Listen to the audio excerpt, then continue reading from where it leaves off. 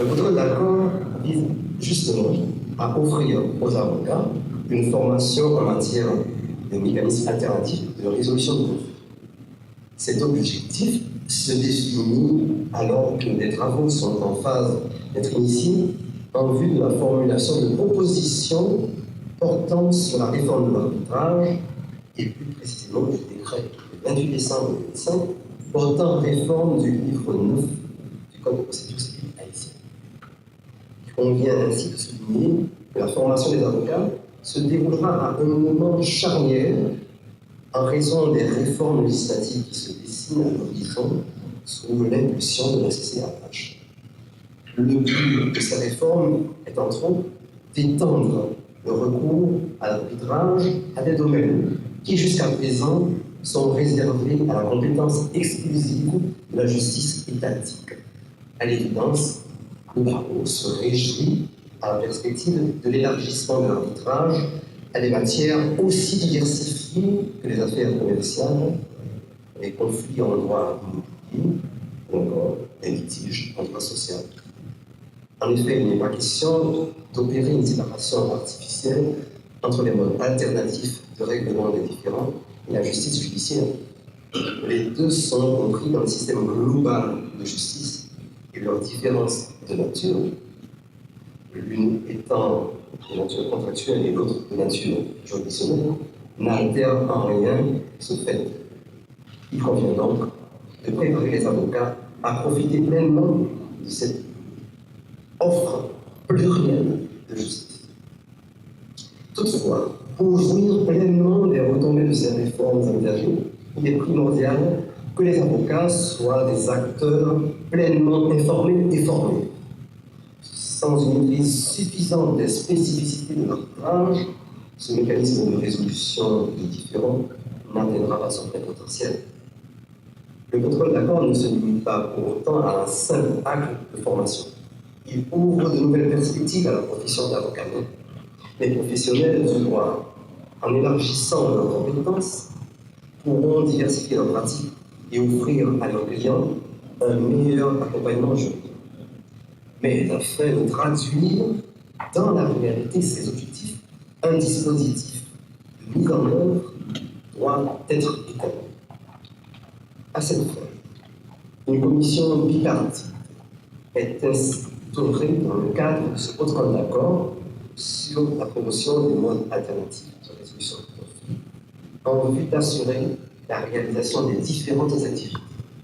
Elle est appuyée par un secrétariat technique et aura pour mandat d'accomplir des tâches de conception et des tâches opérationnelles. Elle est composée de 5 membres, dont 2 sont désignés par la Chambre de conciliation et d'arbitrage d'Haïti, Maître Marianis Pelletier et Maître Dominique Luigi Carrefour, et 2 par l'ordre des avocats de Port-au-Prince, Maître Max Standé de la Fortune, secrétaire de l'ordre, et Maître Marc Sonichard, conseiller.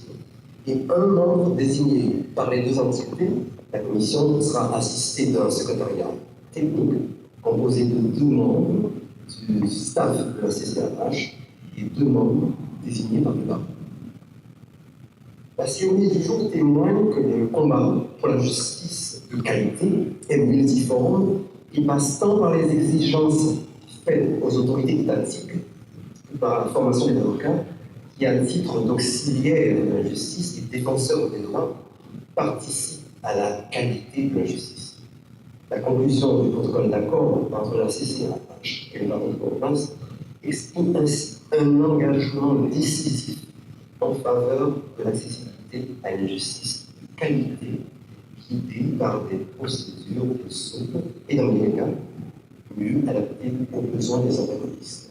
Entre les sous-signés, la Chambre de conciliation et d'arbitrage d'Haïti, institution créée en 2009 par la Chambre de commerce et d'industrie d'Haïti, conformément au décret du 15 juin 1935, numéro 52, représenté par le président de ce conseil d'administration, M. Maxime Michaud, propriétaire de demeure et domiciliaire à Port-au-Prince, s'y appelle dénommé la CCAH d'une part, et l'ordre des avocats de Port-au-Prince, organisation corporative autonome créée par la loi du 16 juin 1959, et réglementée conformément au décret du 29 mars 1979 sur la profession d'avocat, représenté par le bâtonnier M. Patrick Piaoui, propriétaire de demeure et domicilié à Port-au-Prince, qui a fait dénommer le barreau d'autre part.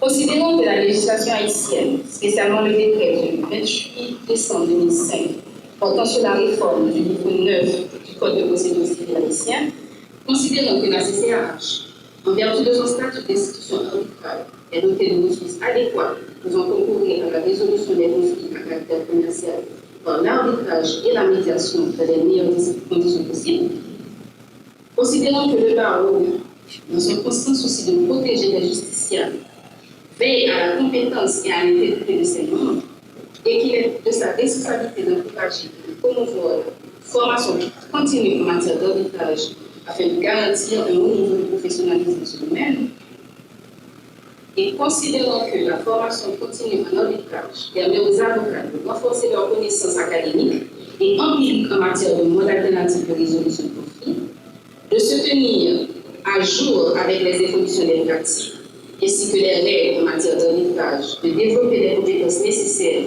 pour représenter efficacement leurs clients et de devenir public. Le temps qui a été mis et pour concrétiser ce protocole n'est pas dû aux perceptions différentes des deux entités, mais ça vient du fait de la conjoncture adverse que nous avons connue et marquée principalement par toutes les turbulences qui ont retardé grandement les travaux et les deux équipes. Aujourd'hui, une étape importante est franchie. Est franchie en termes de signal à la communauté juridique.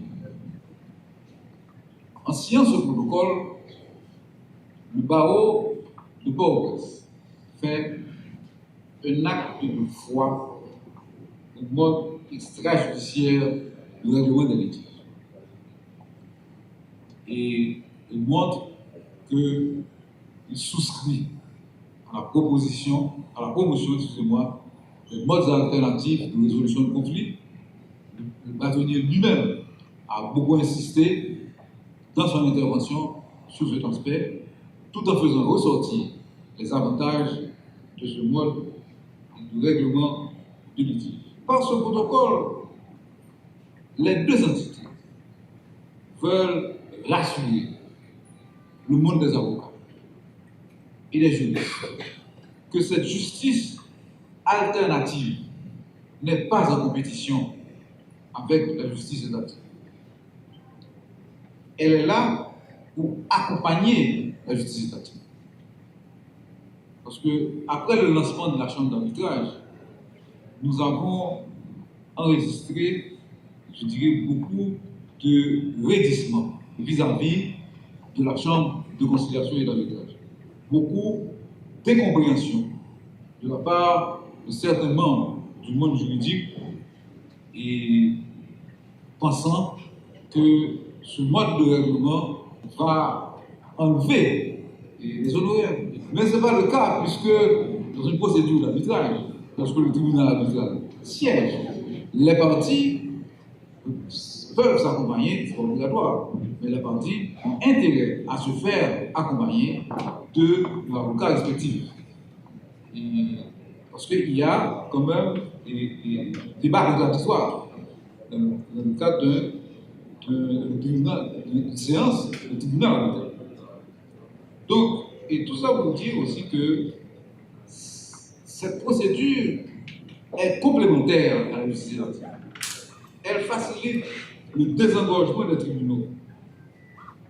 Et par certains de ses atouts, comme le soulignait le bâtonnier, la célérité, la confidentialité, la sécurité juridique et son approche participative, puisque dans une séance d'arbitrage, la partie participe. La partie ne confie pas son sort uniquement à l'avocat. La partie est partie prenante, n'est-ce pas, de la séance et intervient dans la séance.